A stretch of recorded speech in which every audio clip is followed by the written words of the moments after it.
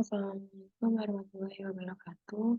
Sebelumnya, perkenalkan nama saya Hana Syarifah dengan NIM 2124101046 dari kelas Data Mining A. Di sini saya akan menjelaskan atau memaparkan tugas modul 6 yang sudah saya kerjakan. Jadi di sini ada perintah atau soal, yaitu yang pertama menormalisasikan dataset iris menggunakan normalisasi min-max, kemudian menampilkan scatter plot sebelum clustering, kemudian mengcluster dataset iris dengan nilai K-nya adalah 2, 3, dan 4, kemudian menampilkan scatter plot yang setelah di clustering, kemudian analisis perbandingan scatter plot sebelum dan sesudah, serta menentukan mana K yang terbaik secara visual. Nah, dari soal nomor 1 sampai 6 ini, dilakukan kombinasi sepal length, sepal width, sepal length, petal width, sepal width, petal width, petal length, petal width. Langsung saja, yang pertama, langkah pertama adalah mengimportkan modul-modul yang dibutuhkan. Jadi yang pertama adalah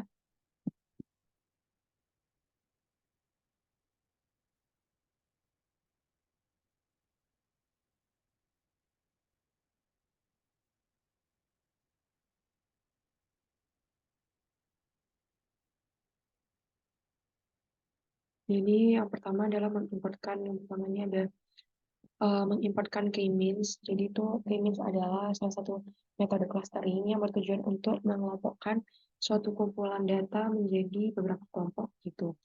Kemudian mengimportkan pandas. Nah, pandasnya ini digunakan untuk memproses data. Import pandas ini digunakan untuk memproses data mulai dari pembersihan data, manipulasi data, hingga melakukan analisis data.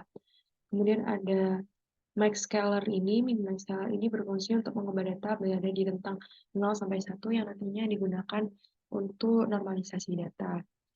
Kemudian load iris ini adalah untuk menampilkan atau meload data iris. Kemudian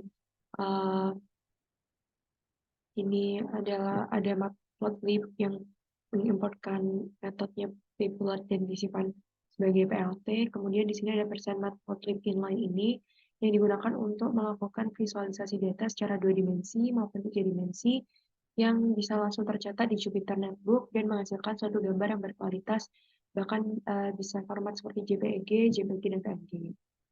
Langsung saja di sini yang pertama ya ini modul-modulnya dan library-nya di-run terlebih dahulu. Kemudian selanjutnya di sini ada iris load iris. Ini variabel iris yang terdapat di dalamnya adalah load iris. Nah, itu digunakan untuk meload data iris. Kemudian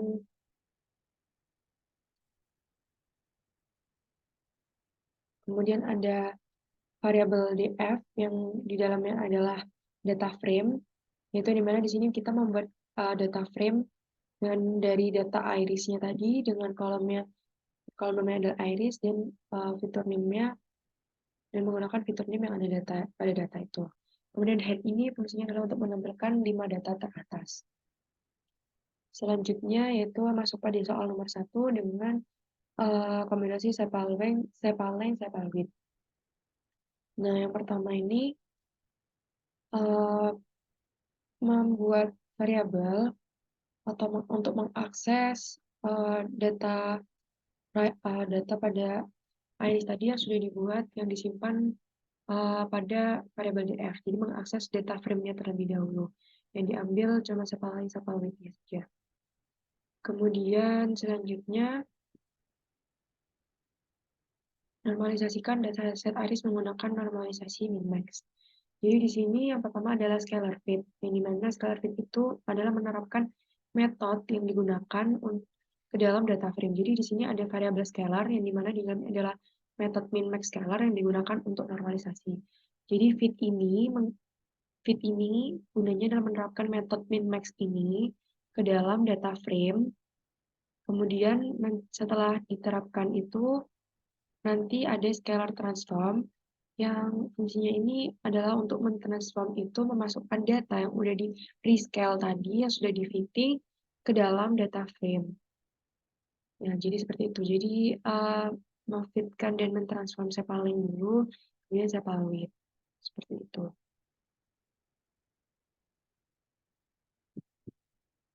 Kemudian selanjutnya nomor 2 adalah menampilkan scatter plot sebelum clustering. Nah, caranya itu adalah menggunakan plt.scatter, di mana ini tuh digunakan untuk mengetahui, jadi scatter plot itu digunakan untuk mengetahui tingkat rati hubungan antara dua variabel dan menentukan jenis hubungan antara dua variabel tersebut. Jadi di sini menggunakan fungsi scatter yang ada pada modul PLT untuk menampilkan datanya, kemudian untuk memberikan nama pada X dan Y-nya menggunakan fungsi plt.xLabel dan plt.ylabel, yang dimana X-nya ini diberi nama sepalen dan Y-nya diberi nama sepalwit. Nah, selanjutnya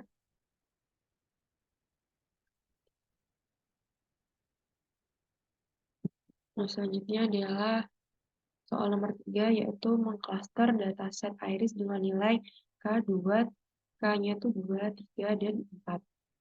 Jadi yang pertama, object means dengan nilai n clusternya itu 2, maksudnya di sini K-nya adalah 2, dibuat dan disimpan ke dalam variabel KM2. Kemudian objek ini digunakan untuk melakukan clustering,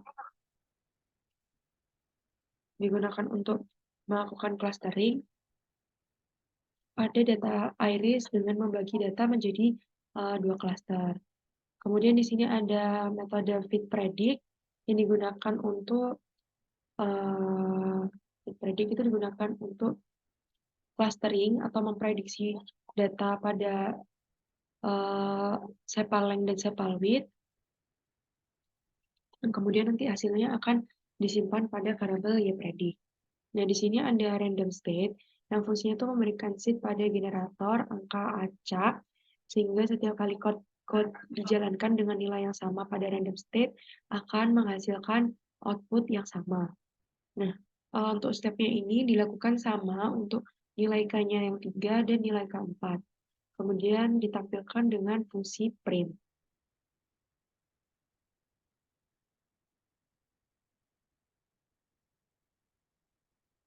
Nah, seperti ini hasilnya setelah di clustering.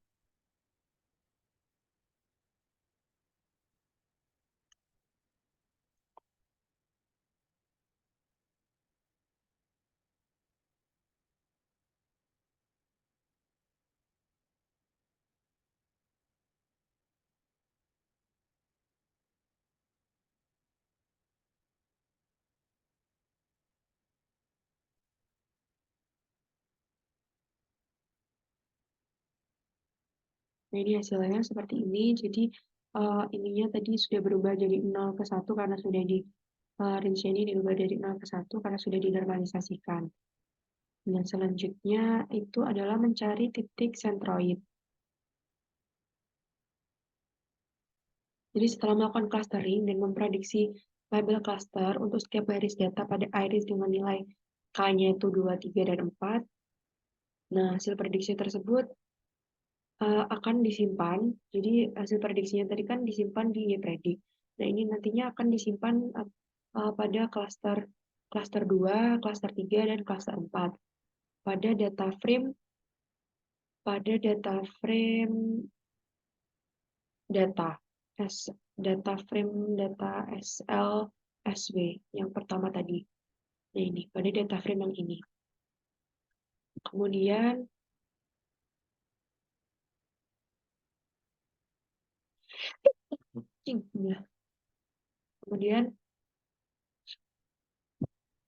selanjutnya adalah di sini ada fungsi cluster center, jadi itu untuk mencari tahu atau mengakses titik sentroid.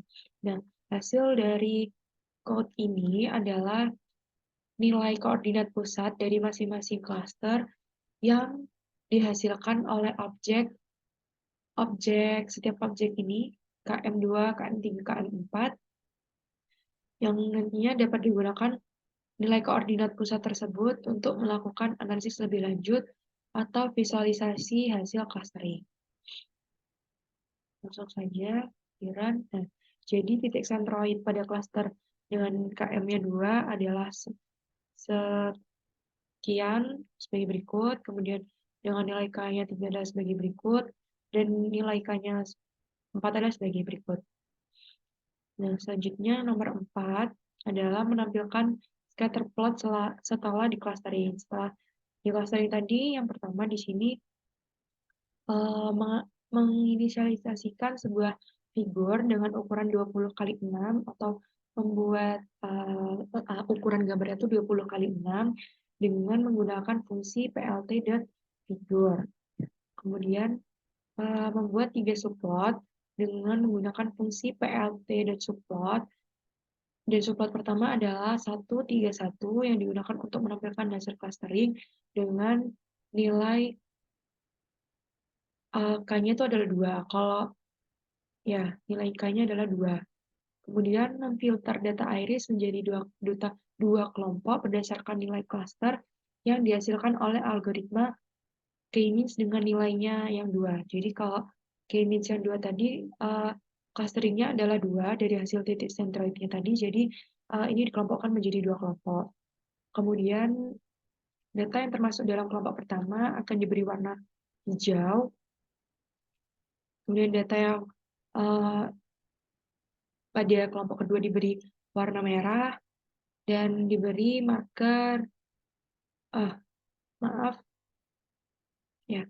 Kemudian output yang dihasilkan oleh kode ini adalah sebuah plot yang menampilkan hasil clustering dengan nilai cluster 2 pada data iris. Pada plot data iris terlihat menjadi dua kelompok berbeda dengan marker lingkaran atau circle menunjukkan titik koordinat pada masing-masing cluster. Jadi supaya tidak bingung, di-run saja. Nah, seperti ini. Jadi yang warna ungu ini adalah centroid. Jadi ini yang cluster 2. Kenapa cuma ada 2 warna? Karena dari titik centroidnya tadi dikelompokkan adanya jadi dua kelompok. Jadi yang kelompok pertama hijau, kelompok kedua berwarna merah. Yang ungu ini adalah titik centroid. Nah, untuk menampilkan yang K-means dengan nilai 3 dan 4 tadi sama, cuma yang berbeda adalah subplotnya tadi kalau yang 2 adalah 131, untuk yang nilai K-means-nya 3 adalah 132, dan untuk nilai K-means yang 4 adalah 133. Sedangkan pengelompokannya tadi sesuai dengan jumlah titik sentroid yang ada. K-means yang nilainya 3 adalah 3 titik sentroid, K-means yang nilainya 4 adalah ada 4 titik sentroid. Jadi hasilnya seperti berikut. Nah, jadi yang di cluster dengan K-nya 3 ada 3 warna. Kemudian yang di cluster 4 juga ada 1, 2, 3, 4 sesuai dengan titik sentroid. Nah, untuk parameter-parameter atau gabungan-gabungan lainnya kurang lebih caranya sama persis, hanya yang dirubah adalah pada data frame ini. Jika yang diminta sepal petawit, maka ini yang dimasukkan adalah sepal petawit. Selebihnya tahapannya sama. Yang dilanjutkan soal nomor 5, analisalah perbandingan scatter plot sebelum clustering dan setelah clustering. Jadi untuk sebelum clustering, hasilnya hanya ada satu warna dan ini tidak diketahui memiliki kelompok yang berbeda atau tidak. Sedangkan setelah di clustering ini memiliki kelompok yang berbeda. Jadi bisa dikatakan setelah clustering itu datanya lebih akurat. Nah, untuk selanjutnya yaitu menentukan manakah K terbaik jika dilakukan analisa secara virtual. Menurut saya yang terbaik adalah dengan jumlah K4, karena dengan K4 ini memiliki titik sentroidnya itu 4, jadi data itu bisa diperinci lebih lanjut dan menjadi lebih detail.